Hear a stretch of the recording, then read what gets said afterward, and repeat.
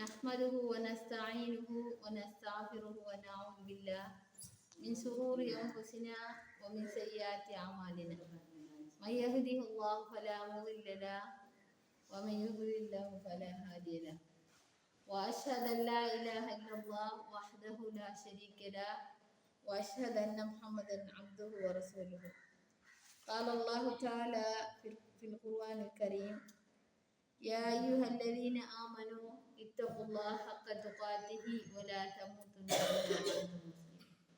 وقال أيضا: يا أيها الناس اتقوا ربكم الذي خلقكم من نفس واحدة وخلق منها زوجها وبث منهما رجالا كثيرا ونساء واتقوا الله الذي تساءلون به والأرحام إن الله كان عليكم رقيبا.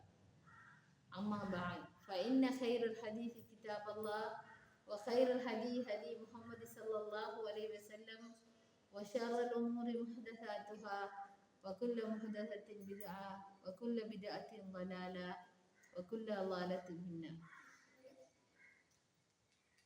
அன்பார்ந்த இஸ்லாமிய சகோதரிகளே, இந்த ரமலானுடைய மாதத்திலே ஒன்று கூடியிருக்கின்றோம். அல்லாஹு தஆலாவுடைய இந்த மஜ்லிஸிலே எதற்காக என்று சொன்னால், எங்களுடைய அன்றாட வாழ்க்கை, இதே போன்று எங்களுடைய இந்த நோன்பு காலம் மீதமாக இருக்கின்ற நாட்கள் 20 நாட்களையும் நாங்கள் எவ்வாறு கழிக்க வேண்டும், அந்த கழிக்கின்ற சந்தர்ப்பத்திலே நாங்கள் இபாதத்துக்களை உட்படுத்தக்கூடியவர்களாக இருக்க வேண்டும் என்ற நன்னோக்கத்துடன் எல்லோரும் ஒன்று கூடியிருக்கணும். இதே போன்று அல்லாஹு தஆலா எங்களுக்கு இன்னும் நாங்கள் இந்த ஒன்று கூடுகின்ற இடத்திலே செவி மடுக்கின்ற அனைத்தையும் நாங்கள் வலது காதினால் கேட்டு இடது காதினால் விட்டு விடாமல் அன்றாட வாழ்வினிலே எவ்வாறு ஒவ்வொரு ஹதீஸையும் ஒவ்வொரு குர்ஆன் வசனத்தையும் நாங்கள் மனதிற்கு ஏற்று அதனை பதிய வைத்து அதனை எங்களுடைய வாழ்க்கையிலே நடைமுறைப்படுத்தக்கூடியவர்களாக இருக்க வேண்டும். அல்லாஹு தஆலா தன்னுடைய திருமறையிலே கூறுகின்றான், இந்த உலக வாழ்க்கை என்பது ஒரு அற்பமானது.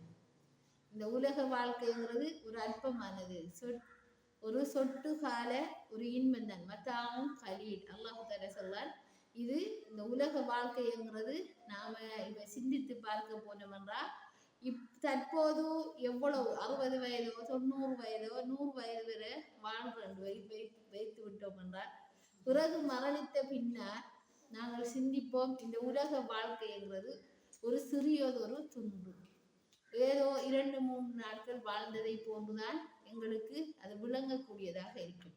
அப்படியான ஒரு சின்னொரு இன்பமான ஒரு வாழ்க்கை, அப்படியான வாழ்க்கையில அல்லாஹு தஆலா எங்களுக்கு அழகான ஒரு பந்தத்தை வைத்திருக்கிறார், அழகான ஒரு உறவுகளை வைத்திருக்கிறார்.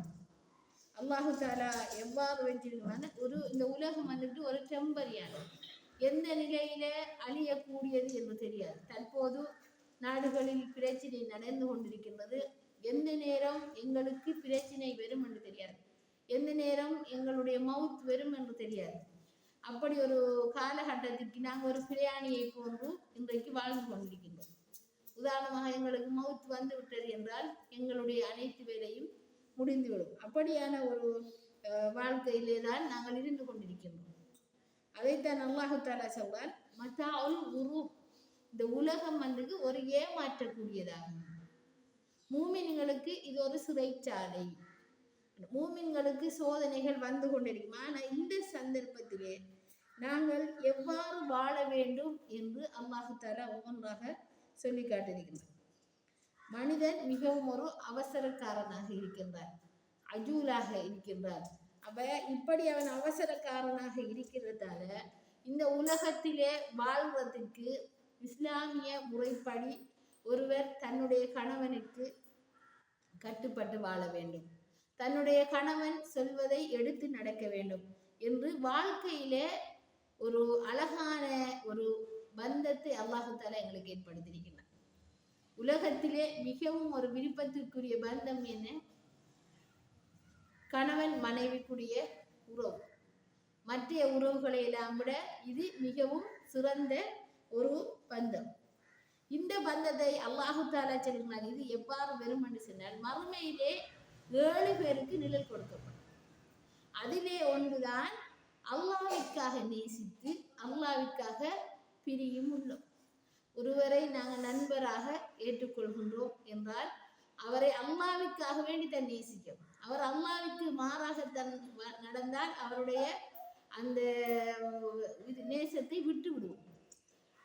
அப்படி அல்லாமல் இந்த உலக வாழ்க்கை மட்டும்தான் என்று நாங்கள் இன்று நினைத்து கொண்டிருக்கின்றோம். உலக வாழ்க்கைக்கு மட்டும் எங்களுடைய சோடி சரி வராது. மறுமையிலும் எங்களுடைய சோடியாக இருக்க வேண்டும் என்ற எண்ணம் இருக்க வேண்டும். ஏனென்றால் நாங்கள் ஒருவரை எங்களுடைய தன்னுடைய கணவனை விரும்புபவராக இருந்தால் அவரை அல்லாஹ்வுக்காக நேசிக்கக்கூடியவராக இருக்கும். அவருடைய அந்த ஈமான், அவருடைய இறை அச்சம் அல்லாஹ்விற்கு நேசமுரியதாக இருக்கின்றதா என்று பார்த்து நாங்களும் அவரை அல்லாஹ்விற்காக வேண்டி நேசிக்கக்கூடியவர்களாக இருந்தால் மறுமையிலே நிழல் கொடுக்கின்ற அந்த சந்தர்ப்பத்திலே நாங்கள் எங்களுடைய கணவனை சந்திக்கக்கூடியவராக இருக்கிறோம். இதே போன்று பார்த்தோம் என்றால் நண்பன் என்று வரும்போது நண்பனையும் சந்திக்கும். எங்களுடைய குழந்தை மரணித்து விட்டதா, நாங்கள் அவரை அல்லாஹ்விற்காக வேண்டிய நேசித்தோம், அல்லாஹ்விற்காக வேண்டிய தற்காலிகமாக அவர்கள் பிரிந்து விட்டுவார்கள். உதாரணமாக எங்களிடம் ஒருவர் மரணிக்கின்றார் என்றால் தற்காலிகமான பிரிவு தான் அது. பிறகு நாங்கள் எங்க சேர போகின்றோம் என்றால் மறுமையில். அப்போ மறுமையில் எங்களுக்கு சேரக்கூடிய கண்குளிர்ச்சியான ஒரு வாழ்க்கை. நம்ம அத்தேகத்துக்கு பிறகு ஓதுறது, கடைசியாக ஓதுற வசனம் என்ன? எங்களுக்கு அல்லாஹு தாலா கண்குளிர்ச்சியை ஆக்கி தர வேண்டும், எங்களுடைய சந்ததியினரை இமாம்களாக ஆக்கி தர வேண்டும். இந்த துவா எப்படி? ரப்பனா ஹப்லனா மின் அஸ்வாஜினா, எங்களுடைய கணவன்மார்களை எங்களுக்கு, எங்களுடைய அஸ்வாஜினா வமின் துர்ரியத்தினா, எங்களுடைய சந்ததியினர்கள் இவர்களையும் எங்களுக்கு கண்குளிர்ச்சியாக்கி தருவாயாக என்ற இந்த துவா. இது நாங்கள் ஒவ்வொரு நாளும் தொழுகையிலே ஓதும் போது, அத்தஹியாத்துக்கு பிறகு நாங்கள் தொழுகையிலே ஓதும் போது கேட்கின்ற துவா. அப்போ நாங்கள் சிந்தித்து பார்க்க வேண்டும். ஒவ்வொரு தொழுகைக்கு பின்னாலேயும் நாங்கள் கேட்கின்ற துவா. அப்போ சிந்தித்து பார்க்க வேண்டும். அப்படி கண்குளிர்ச்சி என்று சொன்னால் உலகத்தில் மட்டுமல்ல, உலகத்தில் வந்துட்டு மூமின்கள் தான் கூடுதலாக சோதிக்கப்படுவார்கள். இது வந்துட்டு ஒரு சோதனை களம். நாங்கள் வந்திருக்கின்றோம், இந்த இடத்திலே பரிசோதிக்கப்படுவோம். ஆனால் இந்த பரிசோதனையில் வெற்றி பெறுபவர்கள் தான் வெற்றியாளர்கள். அதற்குத்தான் அல்லாஹு தஆலா இந்த உலக வாழ்க்கையை ஒரு உதாரணத்துக்கு வைத்திருக்கின்றார். இந்த கட்டத்தில் ஒருவருக்கு சந்தர்ப்பம் வரும், ஒவ்வொருவருக்கும் ஒவ்வொரு சந்தர்ப்பம் வரும். அந்த சந்தர்ப்பம் வார நேரத்தில தான் நாங்கள் என்ன செய்யணும்? எங்களுடைய குணத்தை காட்டுவோம். அந்த நேரத்திலே தான் எவ்வாறு நடந்து கொள்ள வேண்டும். சஹாபாக்கள் ஒரு சந்தர்ப்பம் வரும்போது கைவிட மாட்டார். அவர்கள் தான் வெற்றியாளர்கள். அபூ தஹ்தா என்ற சஹாபி ஒரு அனாதையுடைய மரம் 2 பேருடைய வீட்டிற்கு நடுவுல இருந்துச்சு. 2 பேருடைய வளவுக்கும் நடுவுல இருக்கு. 2 பேருக்கும் சொந்தம் அந்த மரம். அப்ப ரசூலுல்லாஹ் என்ன செய்வாங்கன்னா, அனாதையை பராமரிக்கிறவரும் அனாதை இப்படி இருக்காது என்று சொல்லி காட்டிருக்கிறார். அடுத்தது அனாதையோட ரசூலுல்லாஹ் மிகவும் விருப்பத்துக்குரியவராக, அவர் பெரிய ஒரு மனிதர் ஆகிட்டார். அந்த மரம் தேவைப்படுகின்றது 2 பேருக்கு ஒரு ஆள் விட்டு கொடுப்பவராக இல்லை. அப்ப அந்த அனாதை அவருக்கு இந்த மரத்தை எவ்வாறு விட்டு கொடுக்கிறது என்பதற்காக வேண்டி ரசூலுல்லாஹ் அவர்கள் ஒரு ஒஃபர் கொடுக்கின்றார்கள். கணவன் என்ன செய்கின்றார் என்று சொன்னால், 600 பேரித்தம் தோட்டம் இருக்கின்ற அபூ தஹ்தா என்ற சஹாபி 600 பேரித்தம் தோட்டம் இருக்கின்ற அந்த காணியை அந்த யாருக்கு கொடுக்கின்றார்? சுவனத்திலே ஒரு மரம் கிடைக்கும், அதற்காக வேண்டி அந்த மற்றவரிடம் அந்த மரம் இருக்கின்ற மற்ற காணி உள்ளவரிடத்திலே விலை பேசுகின்றார். பேசி கொடுக்கின்றார். கொடுத்து விட்டு 600 பேரிச்சம் தோட்டத்தை கொடுத்து விட்டு ஒரு சின்ன ஒரு காணியை வாங்குறார். எதற்காக தெரியுமா? சுவனத்திலே எத்தனையோ மரங்கள் வரும். கொடுத்து விட்டியா ரசூல் அந்த காணி உரிமையாளரிடம் பேசிவிட்டு அவரிடம் செல்ல ஒன்று அவர் 600 பேரித்த மரம் கொண்ட தோட்டத்துக்கு இப்படி ஒரு சிறிய வளவாண்டு உடனே வாங்குறார். இவர் என்ன செய்யறாரு? அந்த மரத்தை வாங்கி அப்படி அந்த அனாதைக்கு விட்டு கொடுக்கணும், மரத்தை விட்டு கொடுக்கணும். சுபஹானல்லாஹ். இதனை ரசூலுல்லாஹ் கிட்ட போய் கேட்க, அபூ தஹ்தா என்ற சஹாபி ரசூலுல்லாஹ் அவர்களிடத்திலே கேட்கின்றார், யா ரசூலல்லாஹ், எனக்கு சுவனத்தில் இப்போது எத்தனை மரங்கள் கிடைக்கும்? அப்போது ரசூல், எனக்கு சுவனத்தில் மரம் கிடைக்குமா, ஒரு மரம் கிடைக்குமா என்று கேட்கிறார். கேட்டவுடன் ரசூலுல்லாஹ் அவர்கள் என்ன சொல்கின்றார்கள், அபூ தஹ்தாவுக்கு எத்தனையோ மரங்கள் கிடைக்கும். அவ மனைவி உம்மு தஹ்தா அவர்களிடம் போய் செல்லுகின்றார். அவர் என்ன செய்கின்றார், எங்களுக்கு சுவனத்திலே மரங்களா, எத்தனையோ மரங்களா என்று சந்தோஷப்படுகின்றார்கள். நாங்கள் என்றால் இதை அல்லாஹ்வுக்காக நீங்க 600 பேருக்கு இருக்கிற மரத்தோட்டத்தை கொடுத்தீங்களா என்று கேட்டு ஒரு சண்டையிடக்கூடியவர்களாக இருப்போம். அந்த காலகட்டத்திலே சஹாபி பெண்மணிகள் இவ்வாறு தான் இருந்தார். உதாரணத்திற்கு நாங்கள் ஒவ்வொரு நபிமார்களுடைய மனைவிமாருடைய வரலாற்றை எடுத்தாலும் எங்களுக்கு உதாரணமாகத்தான் இருக்கின்றது. அல்லாஹ் தஆலா சொல்கின்றார், உதாரணமாக நாங்கள் பார்த்திருக்கின்றோம், அந்த அல்லாஹ் தஆலா கூறிய முஹம்மது நபி ஸல்லல்லாஹு அலைஹி வஸல்லம் அவர்களின் காலகட்டத்தில் உம்மு சுலைம் என்கிற ஒரு பெண்மணி, அவ என்ன செய்கின்றார், தன்னுடைய கணவன் வெளியூருக்கு போயிட்டார், தன்னுடைய குழந்தை நோயிற்று விட்டது. அந்த கணவனிடத்திலே செல்லவும் இல்லை. அந்த அவர் கணவன் வரும் போது குழந்தை மரணித்து விட்டது. அந்த கணவனிடத்திலே அதனை சொல்லவில்லை. சொல்லாமல் அவர் என்ன செய்தார் என்று சொன்னால், குழந்தை அல்லாஹ் தூங்குன்றது என்று சொல்லிவிட்டு அவர் என்ன செய்கின்றார் என்று சொன்னால், தன்னுடைய கணவனுடன் சந்தோஷமாக இருக்கின்றார். பிறகு அவருக்கு அப்படி இருந்ததனால் அவருக்கு பிறகு குழந்தை கிடைக்கின்றது. பிறகு அவருக்கு ஆறுதலாக சாப்பாடு வைத்து கொடுத்து ஆறுதலாக அவரை சந்தோஷமாக்கிவிட்டு, அல்லாஹ் தஆலா அவர் செல்லுகின்ற முறையை பாருங்கள். அமானிதமாக தந்த ஒரு பொருளை அல்லாஹ் தஆலா, யாராவது அமானிதமாக ஒரு பொருளை தந்தால் நாங்கள் அதை திருப்பி கேட்டால் கொடுக்க தர வேண்டும். அதே போன்று இன்றைக்கு தன்னுடைய பிள்ளையை அல்லாஹ் தஆலா அமானிதமாக எங்களுக்கு தந்தான், அந்த குழந்தையின் உயிரை எடுத்து விட்டார் என்று சொல்லுகிறார்கள். சுபஹானல்லாஹ், எவ்வளவு பேணுதல்! நாங்கள் ஒரு சிறு சம்பவம் நடந்தால் ஊரையே கிளப்பி விடுவோம். அந்த அளவுக்கு பொறுமை இல்லை. அழகான பொறுமை வேணும் என்று அல்லாஹ் தஆலா தன்னுடைய திருமறையிலே நிறைய இடங்களிலே பொறுமை, அழகான பஸ்திர் சபுரன் ஜமீலா, பொறுமை என்பது அழகான முறையில மற்றவர்கள்கிட்ட போய் கலைக்கிறதே, இது ஒரு மரணம் விழுந்து விட்டா சரி, அந்த இடத்துல ஓலமுறு அப்படி இப்படி என்று ஓலமிட்டு தான் கத்துறது. அவடத்துல மனசால ரசூலுல்லாஹ் அவர்கள் ஒரு மரண வீட்டுல எப்படி நடந்தாங்கன்றது இல்லாமலுக்கு இவ்வாறான ஒரு பிள்ளைகளை செய்யற, அது ஒரு புறம் இருக்க. இன்னும் அடுத்தது என்னன்னு சொன்னா, ஒரு சந்தர்ப்பம் பெறும்போதுதான் நாங்கள் அந்த இடத்திலே கையாள வேண்டும். இதே போல ஹாஜரா அலைஹிஸ்ஸலாம் அவர்கள் ஒரு அடிமை பெண்ணாக இருந்தார்கள். இப்ராஹிம் நபி அவர்களுக்கு ஒரு மனைவியானார்கள். ஆனவுடன் அவர் அடிமை பெண்ணை உரிமை விட்டு இப்ராஹிம் அவர்கள் திருமணம் முடிக்கின்றார்கள். அடிமையாக இருந்தவரை வாங்கி திருமணம் முடித்து அவருக்கு குழந்தை இல்லாமல் எவ்வளவோ காலத்துக்கு பிறகு குழந்தை பிறக்கின்றது. ஆனால் அந்த குழந்தையுடன் யோர்தான் கரையோர பிரதேசமாக நடந்து போகின்றார். இப்ராஹிம் நபிக்கு அல்லாஹ்வுடைய உத்தரவு வந்து விட்டது. இந்த கௌபத்துல்லாவிடத்திலே அந்த இடத்திலே ஒரு மரம் இருக்கின்றது. அந்த இடத்திலே கொண்டு போய் அந்த ஹாஜரா அலைஹிஸ்ஸலாம் அவர்களை விட்டு விடுவதற்கு. அப்ப அவர்கள் கேட்கின்றார்கள், தன் கணவனிடம் எதுவுமே கேட்கவில்லை. தன்னுடைய கணவன் கூட்டிக் கொண்டு போகின்றார், கொண்டு போய் அந்த இடத்திலே விட்டு விடுகிறார். அல்லாஹ்வுடைய உத்தரவு என்று சென்றவுடன் அவர் எதுவுமே பேசவில்லை. நாங்கள் சாதாரணமாக பேசவில்லை, திரும்பி போகின்றார். இப்ராஹிம் நபி அவருக்கு மிகவும் ஒரு கவலையாக இருந்தது. திரும்பியும் கூட பார்க்கவில்லை, விட்டு பாலைவனத்திலே யாரும் இல்லாத ஒரு இடத்திலே, இன்றைக்கும் அந்த சமுதாயத்திலே, இன்றைக்கும் அந்த இடத்திலே மக்கள் இந்த நிமிடத்திலும் இந்த நேரத்திலும் சஃபா மர்வா கடையில ஓடிக்கொண்டிருக்காங்க. இந்த நேரத்திலும் அந்த இடத்திலே சஜ்ஜா செய்யப்படுகிறது. இப்ராஹிம் நபி அவர்கள் கேட்ட துஆ அது.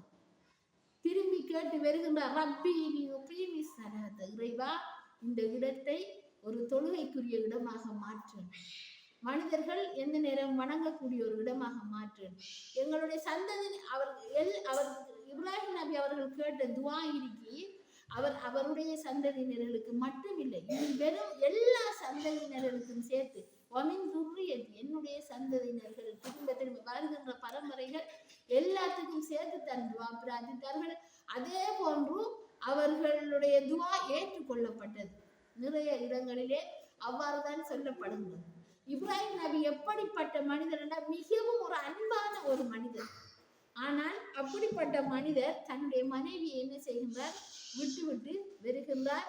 ஆனால் அந்த மனைவியும் அதற்கேற்ற மாதிரி அது தன்னுடைய குழந்தையை எப்படி வளர்க்கின்றார் என்றால், தன்னுடைய தந்தை ஒரு நபி, அவர் வருவார் என்று அந்த குழந்தையும் அதற்கேற்ற அந்த பெண்மணி அந்த வளர்த்த அந்த முறை, அந்த குழந்தை இடத்திலே அந்த குழந்தை ஏறுகின்ற பாப்பாவோட இருந்து ஏறி வேலைகளை செய்கின்ற சந்தர்ப்பம் வருகின்றது. அந்த அந்த நேரம் தான் திரும்பி வருகின்றார் இப்ராஹிம் நபி அவர். திருமணம் முடித்து குழந்தையை பெற்றெடுத்தவரை கொண்டு போய் விட்டு போட்டுவார். நாங்கள் ஈனடிக்கிற வீட்டுக்கு போனா இன்னும் வரல என்று கேட்டு ஒரு ஒரு பிறலி ஒன்று கிடப்போம்.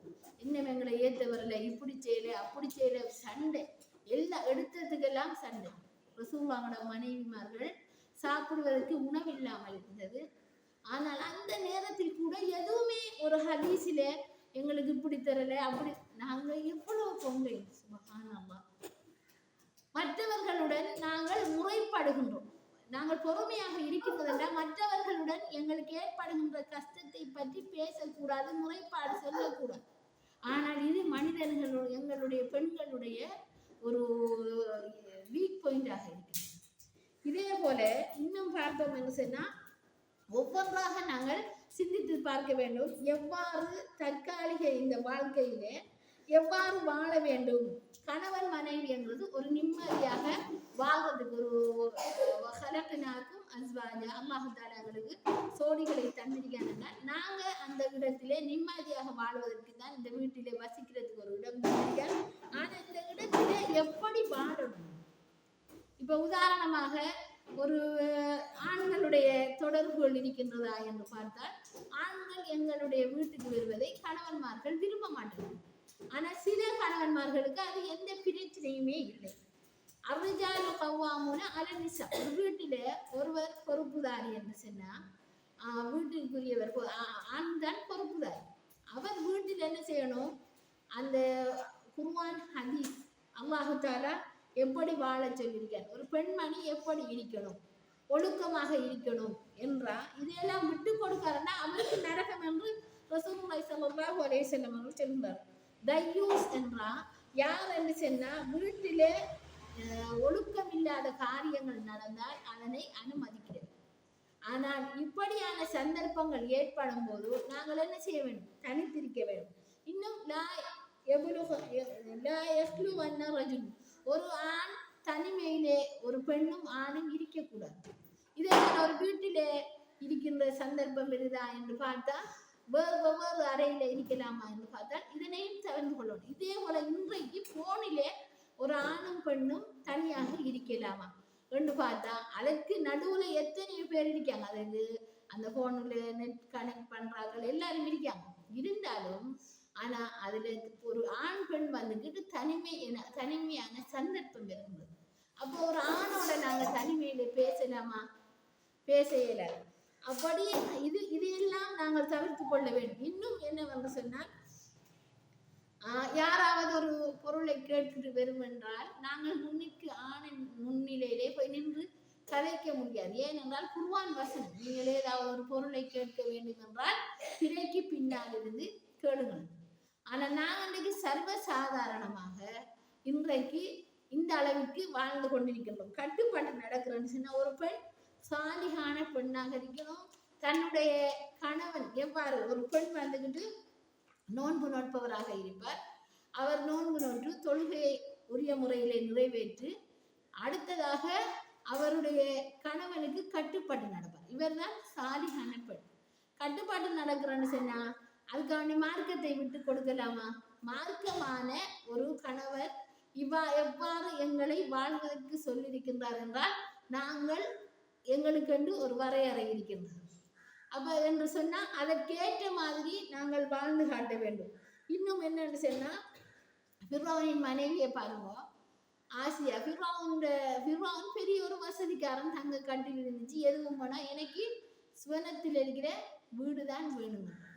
அப்ப மார்க்கம் என்று வரும்போது விட்டு கொடுக்க கூடாது. ஆனா மார்க்கம் என்று எங்களுடைய கணவன்மார் இப்படித்தான் நடக்க வேண்டும், மார்க்கத்துடன் நாங்க என்ன இப்படித்தான் வாழ வேண்டும் என்று ஒரு வரையறை போடுறாங்கன்னு சொன்னா அவர்கள் அனுமதிக்காத, கணவன் அனுமதிக்காத ஒரு அந்த ஒருவரை நாம் என்ன செய்யப்பட வீட்டினுள்ளே எடுக்க இயலாது. அந்த விடயத்திலே அதே போல கணவனுடைய பொருட்களில இருந்து சதக்கா செய்யலாமா என்று பார்த்தோம்னா நாங்க செய்யலாம். ஏனென்றால் அதுக்கு கணவனுக்கு அரைவாசி நன்மை கிடைக்கும். எடுத்து சதக்கா செய்யலாம், அரைவாசி நன்மை கிடைக்கும். ஆனா ஹதியா அன்பளிப்பு இன்றைக்கு நடக்கின்றது சதக்காவை விட அன்பளிப்பு தான் கூடுதலாக இருக்கும். நிறைய இடங்களிலே அன்பளிப்பு தான் கொடுக்கணும். என்னன்னு சொன்னா பிறந்த நாள் கிஃப்ட், அதே போல வெள்ளடன்ஸ்ல கிஃப்ட்னு சொல்லி கொடுக்காங்க. ஆனா இது மட்டும் இல்லை, திருமண வீடு ஒரு வீட்டுக்கு போறதுல இருந்து எல்லாம் அன்பளிப்புன்னு சொல்லி எடுத்துட்டு போறாங்க. ஆனா இதுவெல்லாம் அல்லாவுக்கு பொருத்தம் இல்லாது, அப்படி கொடுக்க இயலாது. ஆனா தர்மம் என்ற வகையிலே கொடுக்கலாம். எங்களுக்கு செலவுக்கு தேவைப்பட ரசூலுல்லாஹ் காலத்துல ஒரு பெண்மணி வராங்க, வந்து சொல்றாங்க, சுபைர் அவ்வாமுடைய மனைவி வந்து சொல்றாங்க, யா ரசூலுல்லாஹ் எனக்கு காசு வந்துகிட்டு செலவுக்கு போதாமல் இருக்கின்றது, என்னுடைய கணவர் தெரவும் இல்லைன்னு சொன்னவுடன் ரசூலுல்லாஹ் அவர்கள் சொல்லுகிறார்கள், நீங்கள் அதிகமாக எடுக்காமல் உங்களுடைய செலவுக்கு தேவைப்பட்டதை என்ன செய்யலாம், எடுத்துக்கொள்ளலாம்.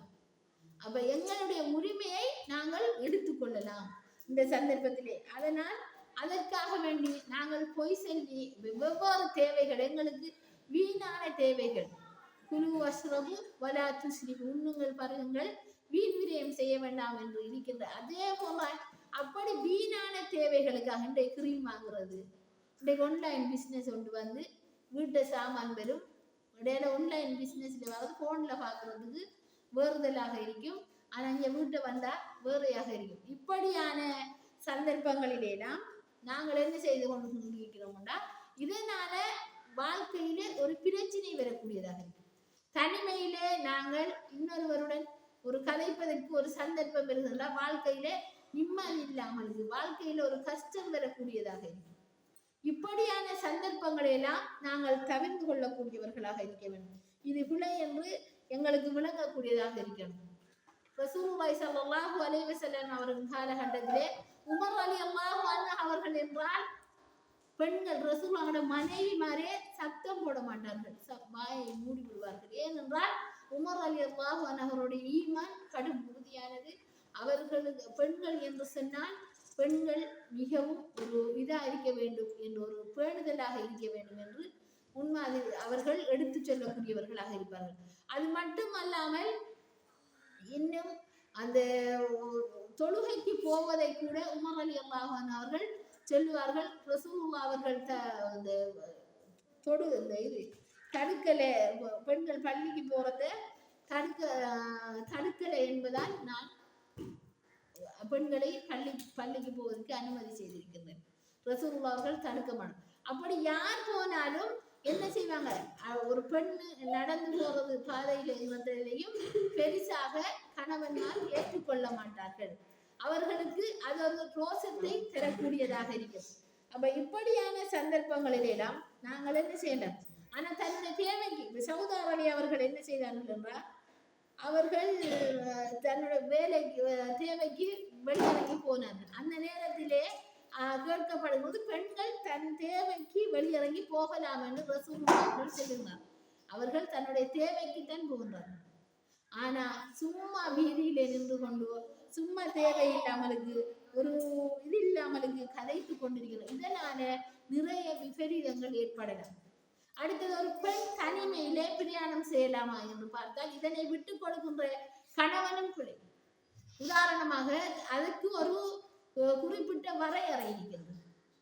அந்த இடத்திற்கு போகலாம். ஆனால் இத்தனைய அந்த கிலோமீட்டர் எத்தனைய கிலோமீட்டருக்கு அங்கால ஒரு பெண் தனிமையில் போக இல்லை. தன்னுடைய கணவனுடன் போக வேண்டும், இல்லாட்டி மகரமான உறவுகளுடன் போக வேண்டும், தனிமையில் போக இல்லை. இப்படி இது மட்டுமல்லாமல் இன்னும் அல்லாஹ் தஆலாவுடைய தூதர் முஹம்மது நபி ஸல்லல்லாஹு அலைஹி வஸல்லம் அவர்கள் சொன்னார், குல்லுக்கும் ராயின் வ குல்லுக்கும் மஸ்ஊலுன் அன் ரய்யத்திஹி. ஒவ்வொருவரும் பொறுப்புதாரி. தன்னுடைய வீட்டுக்கு தன்னுடைய மனைவி பொறுப்புதாரி.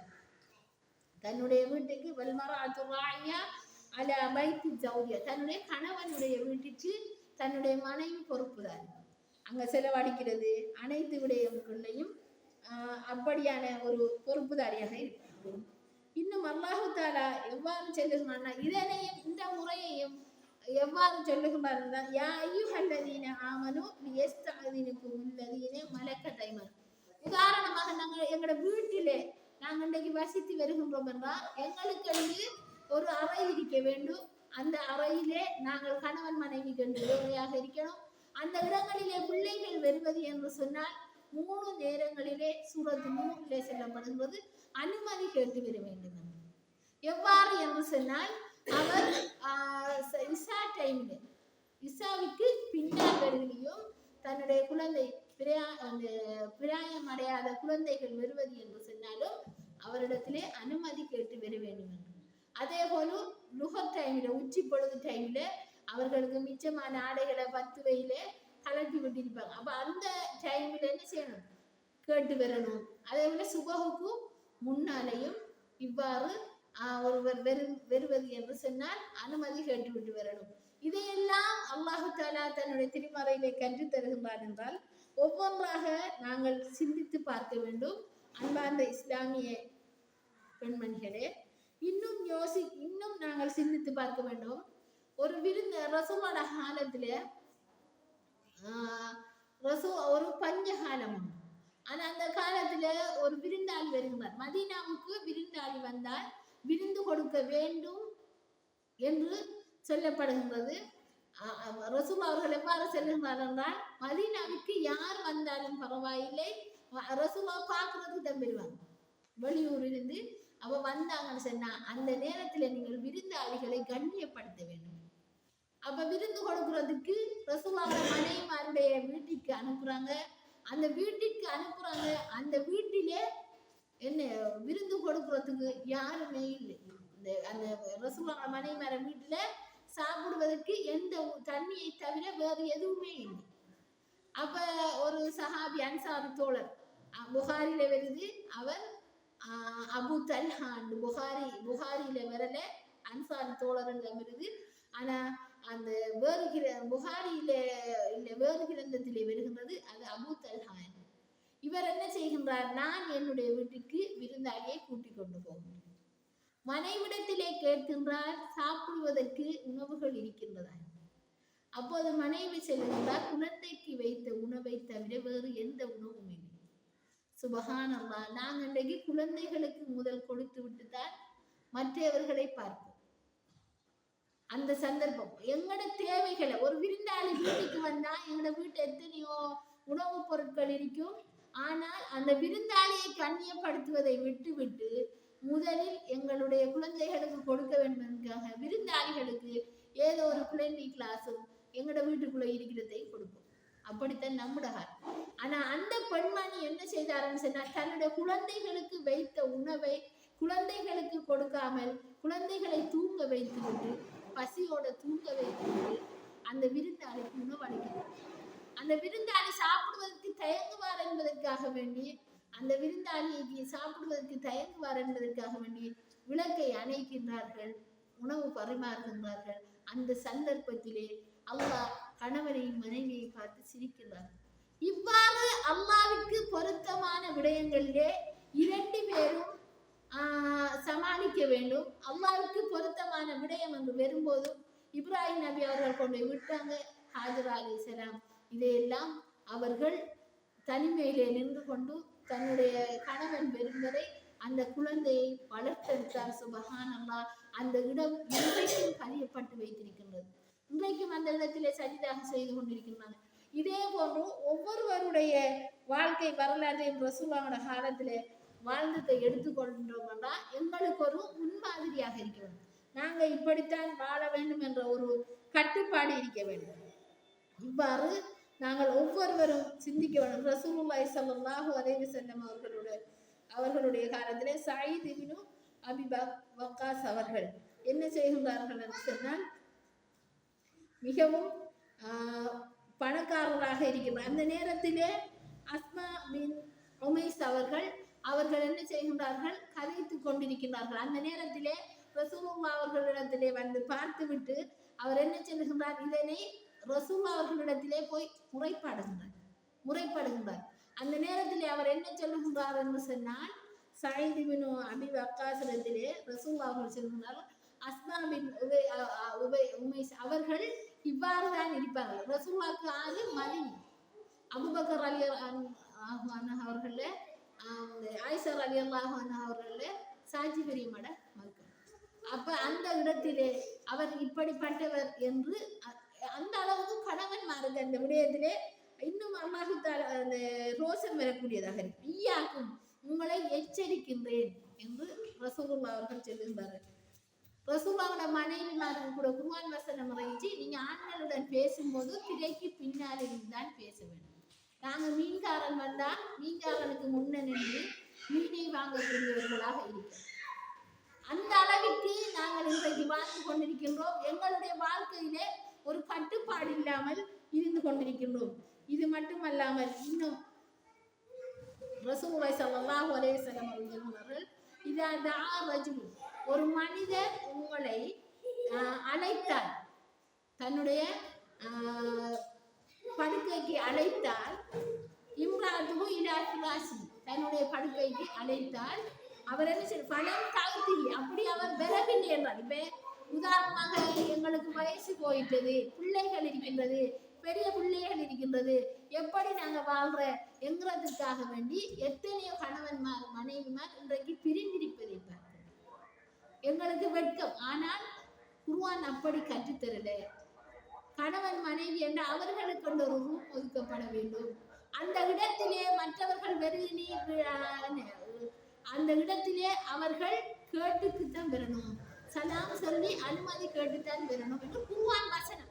அப்ப எங்களுக்கு வாழ்றதுக்கு ஒரு முறையை, நாங்க ஒரு வீடு ஒன்று வைத்தோம்னா எங்களுக்கு அந்த ஒரு படுக்கை அறை ஒன்று இருக்கணும், அப்படி இருக்கணும். ஒன்றாக அன்று வரும்போது நாங்க என்ன செய்யணும், அல்லாஹ் தஆலாவுடைய குர்ஆன் வசனத்தை ஒரு புறம் வைத்து விட்டு எங்களுக்கு வெட்கம் என்று சொல்லி நாங்கள் இன்றைக்கு எத்தனையோ பேர் பிரச்சனைக்குரியவர்களாக இருந்து கொண்டிருக்கிறோம். மன நிம்மதி இல்லாதவர்களாக டிவோர்ஸ் வரைக்கும் போகக்கூடியதாக இருக்கின்றது. ஆனால் இவ்வாறு மட்டுமல்லாமல் அப்படி பலம் தகுதி எப்படி சொல்லப்படுகின்றது என்று சொன்னால், அவர் அழைக்கும் போது தன்னுடைய மனைவி அந்த இடத்திலே போகாமல் அவர் கோபத்துடன் தூங்கிவிட்டார் என்றால், அலைகா, அவர் மீது கோபத்துடன் தூங்கிவிட்டார், லானத்துகள் மலக்குமார்கள் சபிப்பார். பெண்களுடைய இது ஒரு பொடுபோக்கு. ஆனால் தன்னுடைய கணவன் அழைக்கும் போது நாங்கள் என்ன செய்ய வேண்டும்? என்ன இன்னும் ஒரு ஹதீஸ் வருகின்றது, அவர் அடுப்படியில இருந்தாலும் கூட என்ன செய்யணும், அவர் அழைத்தால் உடனே போக வேண்டும் என்று. இப்படிப்பட்ட ஏனென்றால் இந்த விடயங்களினாலும் நிறைய குடும்பங்களிலே பிரச்சனை வரக்கூடியதாக இருக்கிறது. அதால அந்தந்த தேவைகளை தன்னுடைய கணவனுக்கு வழிபாட்டு நடக்கணும்னா வழிபாட்டு நடந்தே ஆக வேண்டும். இன்னும் ஒருவர் நோன்பு குடிக்கணும் என்று சொன்னால் கூட சுன்னத்து நோன்பு நோக்க வேண்டும் என்று சொன்னால் தன்னுடைய கணவனிடத்துல அனுமதி எடுத்தார். ஏன்னா நோன்பு நோட்டா தன்னுடைய கணவன் எங்களை அழைக்கும் போது போக நேரம் இல்லாமல் அதற்காக வேண்டி என்ன செய்ய வேண்டும் என்றால், நோன்பு நோக்கும் போது கூட அவருடைய அனுமதியுடன் நாங்கள் நோன்பு நோக்கலாம். அப்படி என்று ரசூலுல்லாஹி ஸல்லல்லாஹு அலைஹி வஸல்லம் அவர்கள் ஒவ்வொன்றாக எங்களுக்கு கற்றுத் தந்திருக்கிறார்.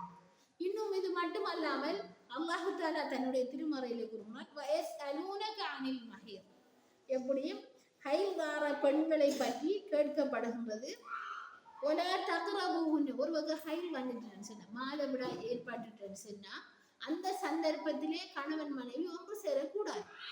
ஆனால் அந்த மாதவிடாய் நின்று விட்டது என்று சொன்னால் அந்த அல்லாஹ் ஏவியபடி நீங்க அவர்கள் சுத்தம் அடைந்து விட்டார், குளிக்கணும் என்ற தேவையில்லை, சுத்தம் அடைந்து விட்டால் அவர்கள் சேர்ந்து கொள்ளலாம்.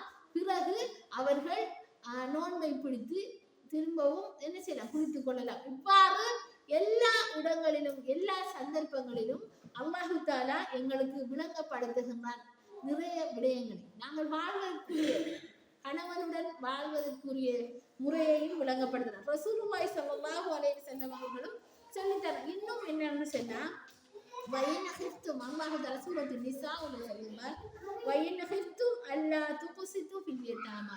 நீங்க மனைவி அனாதைகளை திருமணம் முடிச்சிங்க, ஆனா அவரிடத்துல நீதமாக நடக்கிறதுக்கு உங்களால ஏழாண்டு கஷ்டமாக இருக்கின்ற பயந்தீங்கன்னு சொன்னா பன்கிஹு மாதாவலக்கும் மினன் நிசா. அல்லாஹ் தஆலா என்ன சொல்கிறான்னா மனைவி மாற உங்களுக்கு 2 3ஆவோ இல்லை 4ஆகவோ முடித்துக் கொள்ளலாம் என்று அல்லாஹ் தஆலா தன்னுடைய திருமறையில் சொல்கிறார். ஆனா அப்படி அவர் அதிலேயும் மீதம் உழைப்பார் என்று தவறினார்னா அவர் பயந்து கொள்ளட்டும், அதை விட ஒரு திருமணத்தை முடித்துக் கொள்ளட்டும். அல்லாஹ் தஆலா கடமையாக்கின விடயத்தை நாங்க அன்றைக்கு அது பிள்ளை, ஒருவர் 2 திருமணம் முடிச்சா பிள்ளை, 3 முடிச்சா பிள்ளை என்று சொல்லுகின்றோம் என்றால் இது அல்லாஹ் தஆலாவுடைய வார்த்தையிலே கை வைக்கிறது. அல்லாஹ் தஆலாவும் அவரும் பார்க்க வேண்டிய விடயம் இது. ஆனா நாங்க என்ன செய்கின்றோம், இந்த சந்தர்ப்பத்தில் இது போல என்று சமுதாய நோக்கில தான் போகின்றோம். குர்ஆன் வசனம் ஒரு பக்கம் இருக்கின்றது, குர்ஆன் என்ன சொல்லப்படுகின்றது என்று நாங்கள் அதனை சிந்திக்காதவர்களாக இருக்கின்றோம். இவ்வாறு உண்மையிலே அல்லாஹ் தஆலா என்ன சொல்கின்றான், மரணத்துக்கு பின் ஒரு ஆணுக்கு நிறைய ஹூர்லின்கள் கிடைக்கும். அல்லாஹ் தஆலா நிறைய சந்தர்ப்பத்தில் சூரத்துல் வாக்கியாவுலையா சூரத்துல் ரஹ்மான்லையா ஆண்களுக்கு ஆசை ஊட்டி செல்லுகின்றார். ஆனால் இப்படியான ஒரு சந்தர்ப்பம் வரும்போது ரசூலுல்லாஹ் அவர்கள் 11 திருமணம் முடித்தார்கள். ஆனால் ஆண்களுக்கு இப்படி ஒரு அந்த பெண்ணுக்கு ஒரு எங்களோட கணவன் இன்னொரு கல்யாணம் முடிச்சிட்டார் என்று வரும்போது அவர்களுக்கு என்ன ஒரு ஈகோ பிரச்சனை இல்லை. ஆனால் அப்படி உலகம்ங்கிறது ஒரு சோதனைக்குரியதுதான்.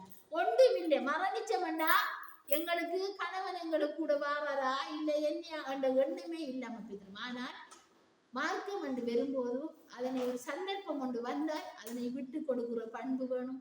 அந்த சந்தர்ப்பம் வரும்போது எவ்வாறு நடந்து கொள்ள வேண்டும் என்று எங்களோட நிதானத்தை இழக்கக்கூடாது. அல்லாஹு தஆலா மார்க்கத்திலே சொன்ன விடயத்தை நாங்கள் ஹராமாக்க கூடாது. இன்னைக்கு அல்லாஹு தஆலா ஹலாலாக்கிய விடயத்தை நாங்கள் ஹராமாக்கி கொண்டிருக்கிறோம். இவ்வாறுதான் ஒவ்வொரு விடயங்களிலும் நாங்கள் ஒவ்வொரு விடயத்தையும் தவறாக செய்து கொண்டிருக்கின்றோம். சந்தர்ப்பம் இன்னும் பார்க்க போனோம் என்றால் அல்லாஹ் தஆலா தன்னுடைய திருமறையிலே கூறுகின்றார் எவ்வாறு என்று சொன்னால், ஒரு அர்ரிஜாலு கவ்வாமூன அலன் நிஸா, ஒரு ஆண் தான் ஒரு பெண்ணுக்கு பொறுப்புதாரி, அவர் தான் எல்லா செலவையும் செலவழிக்கணும். பிமா ஃபவ்வத பஅதுஹும் அலா பஅத், என்ன அவர் செலவழிக்கிறது அவருக்குரியதான். ஒபிமா அன்ஃபகு மின் அம்வாலிஹிம், ஏனென்றால் சிலரை விட சிறந்தவர்கள், அதே போல பெண்களை விட ஆண்கள் சிறந்தவர்கள். அதுக்குத்தான் அந்த வீட்டிலே ஒரு ஆண் தான் பொறுப்புதாரியாகிறார், பெண் வந்துக்கிட்டு அதை விட கொஞ்சம் கீழானவராகிறது. அப்போ ஒபிமா அன்ஃபகு மின் அம்வாலிஹிம், அவரோட சொத்துக்கள் இருந்து அவர் செலவழிக்கணும். ஆனா பெண் என்ன செய்யணும், சாலிஹான ஒரு பெண்ணாக மாற வேண்டும். ஒரு பெண் சாலிஹான பெண்ணாக இருக்க வேண்டும். காணித்தாட்டு அவர் ஒரு வெட்க ஸ்தலம் உள்ளவராக, அவர் என்ன அல்லாஹ்வுக்கு பயந்து நடக்கக்கூடியவர்களாக இருக்க வேண்டும். காணித்தாட்டு ஹாஃபிவாத்து லில் கைபி, மறைவான இடங்களை அவர் பாதுகாக்க வேண்டும். கணவனுடைய சொத்துக்களை பாதுகாக்க வேண்டும். அது கணவன் சொல்லுகின்ற விடயங்களை ஒவ்வொன்றாக கவனித்து உற்று நிற்க வேண்டும். கணவன் இல்லாத போது நாங்கள் நிறைய பேர் என்ன செய்கின்றோம் சொன்னா, தர்மம் செய்யறதுக்கு பதிலாக தர்மம் செய்வதை விட கணவர்களுடைய காசுகளை இருந்து சேர்க்கிற, தேவையில்லாத வேலைகளை செஞ்சு போட்டு அதுல கடனாளி ஆகுற, மற்றது அது மட்டுமல்லாம நாங்க விரும்பினபடி வாழ்ந்து கொண்டு போவோம். ஆனா இது மட்டுமல்லாமல் நாங்க என்ன செய்யறோம், சில பேர் மானக்கேடான விடயத்துக்குள்ள போகக்கூடியவர்களாக இருக்கும். என்னன்னு கேட்டா, தன்னுடைய கணவன் எங்களுடன் நன்றாக பேசுறல, நன்றாக கதைகிறல என்பதற்காண்டி இன்னொரு தேவையுடன் போறேன், இன்னொருவரோட போய் கதைக்கிற, அவர் சாப்பிட்டா ஆண்டு அந்த என்ன ஃபர்ஸ்ட்டுக்கு எப்படி நம்மளை ஒரு பெண்ணை கையாளணும் என்பதற்காக வேண்டி என்ன சுகமா இருக்கலாம்னு நம்மளுக்கிட்ட சுகம் விசாரிக்கிறார்.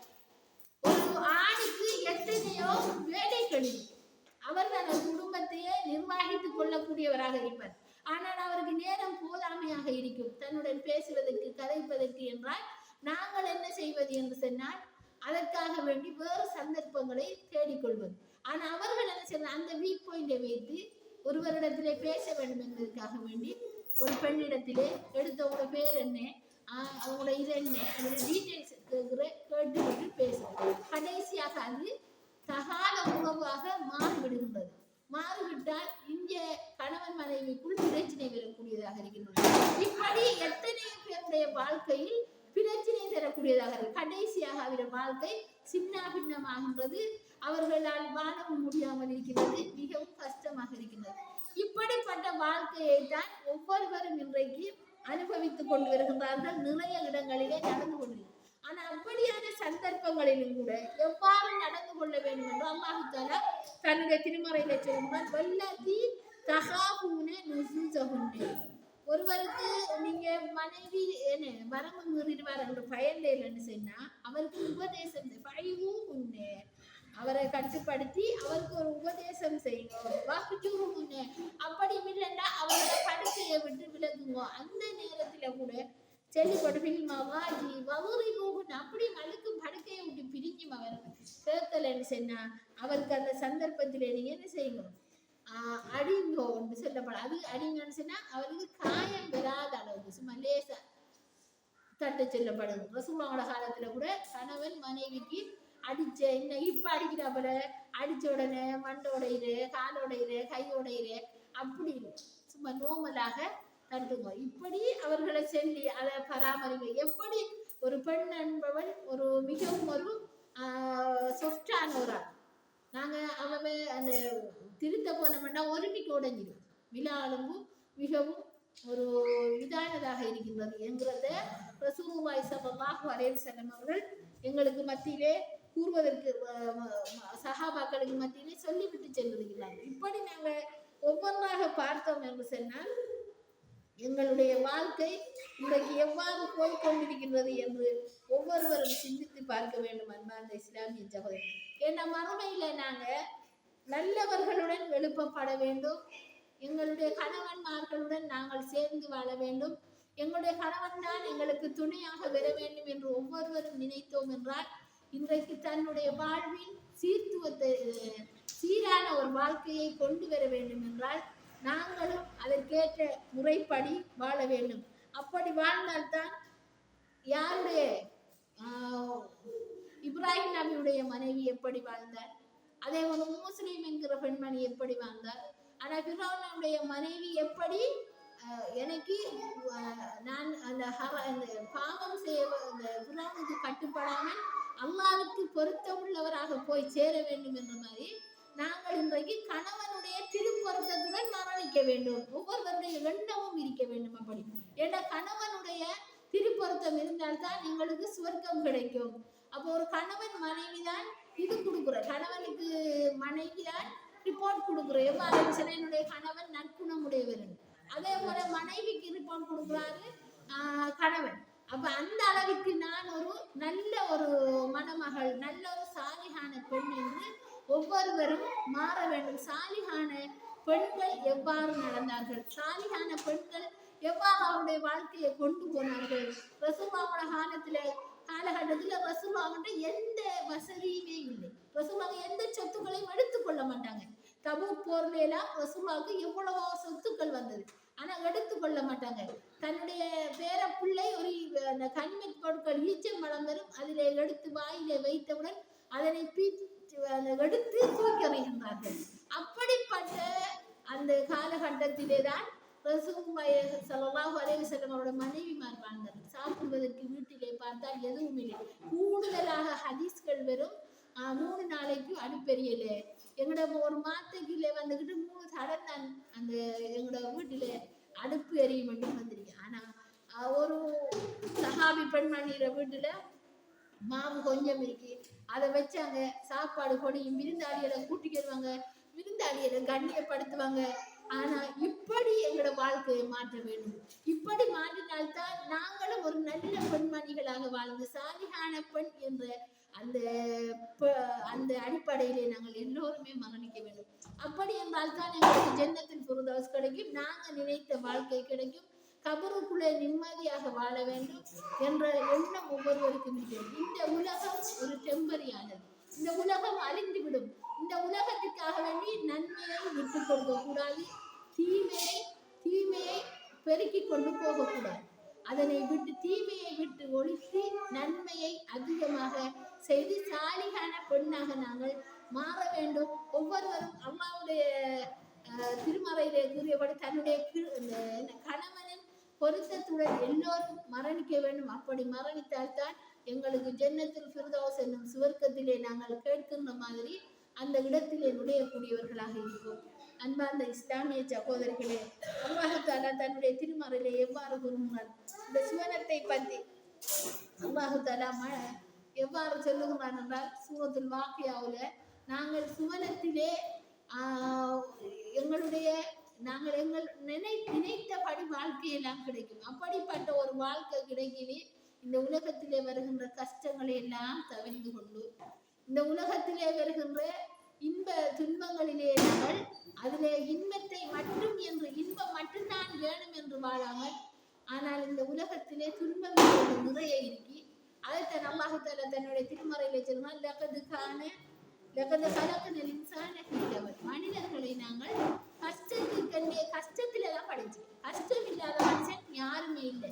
ஆனா இப்படிப்பட்ட சந்தர்ப்பத்திலே கூட நான் ஒரு மூமினான ஒரு பெண்மணியாக, ஒரு சாலிகான ஒரு பெண்மணியாக மாறினோம் என்று சொன்னால்தான் எங்களுக்கு சுவனத்திலே நல்லொரு வாழ்க்கை கிடைக்கும், கபரிலும் நாங்கள் நிம்மதியாக இருக்கலாம் என்று கூறியவளாக என்னுடைய உரையை முடித்துக் கொள்கிறேன். வாஹிரு தாவானா அல்ஹம்துலில்லாஹி ரப்பில் ஆலமீன்.